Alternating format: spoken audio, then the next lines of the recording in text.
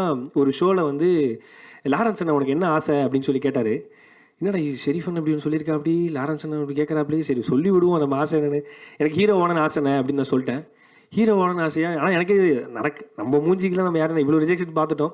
எப்படி நடக்குமா நடக்காதான்ற யோசனை எனக்கு ரொம்ப எனக்குள்ள இன்ஃபீரியாரிட்டி காம்ப்ளெக்ஸ் ரொம்ப அதிகம் எனக்கு.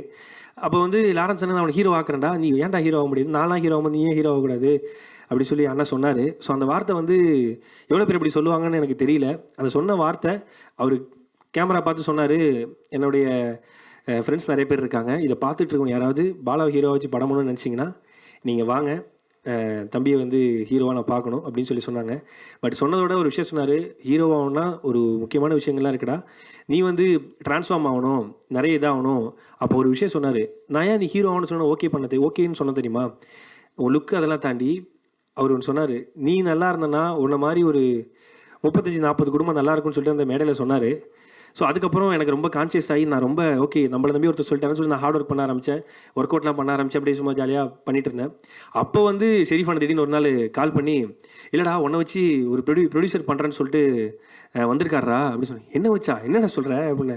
ஆமாம் தூக்கிட்டு வாண்ணே செல்லத்தை அப்படின்ற மாதிரி தான் நான் வரேனே, என்னென்ன ஓகே பண்ணுறேன், எனக்கு அவருக்கு ஓகேவான்னு கேட்கல, எனக்கெல்லாம் ரெடினே, அவருக்கு ஓகேவான்னு கேட்கல, டெய்லி